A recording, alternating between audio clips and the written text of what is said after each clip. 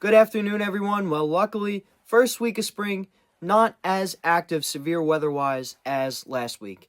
Monday here, we had a nice rainy day. We haven't had a nice, calm, rainy day like that in a long time. Coming off the heavy wind, which, as you could see, the National Weather Service even had to make a special statement about it. We had gusts up to 50 miles per hour last week, and it was pretty windy. Then finally on Monday, the winds did demolish. You could see anywhere from about a half of an inch closer to the city to 3/4 of an inch further out east on the island. So, not a big storm, just some rain on Monday. Then on Wednesday, we had a quick little thunderstorm type like storm, which was stronger more west towards the city. They even saw little bits of hail. That was pretty interesting. But other than that, the rain was just a quick little sprinkle. So nothing too big on Wednesday.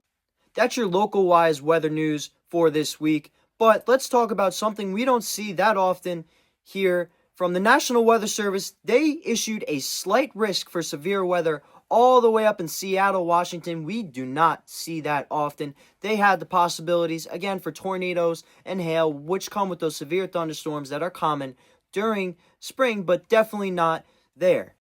And although the severe weather this week was calmer than last week, we did have another outbreak of stronger storms, as the National Weather Service shows here. Texas, Alabama, Tennessee, places like that. They got some more tornadoes and hail and rain and heavy winds. So that is obviously devastating when those storms do come. So please make sure you take those warnings seriously, because you never know when a tornado could be at your doorstep.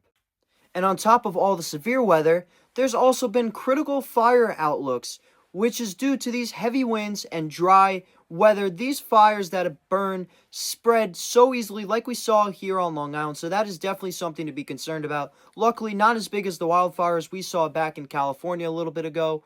But still, these wildfires are definitely something to be concerned about, as critical fire weather means they spread easily from structure to structure. So keep an eye out on that.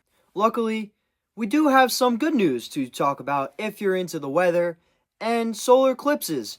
That's right, we will have a partial solar eclipse this Saturday that will be viewable here in New York. The best viewing time will be around 7:02 a.m. to 7:09 a.m. Definitely not as good as last year's eclipse, as you were able to see totality if you went upstate New York. This one will just be a partial solar eclipse, but still you might be able to get a nice view if the clouds do subside on Friday, which they are supposed to when the solar eclipse does happen, but you never know, because those clouds just like to roll in like they did for the lunar eclipse that we had a few days ago. But make sure to check out, look up in the sky if you are an early riser. That does it for this week's weather news, guys. Thank you so much for watching. Don't forget to like and subscribe, and check out my Long Island forecast for this weekend. Have a wonderful weekend, everyone.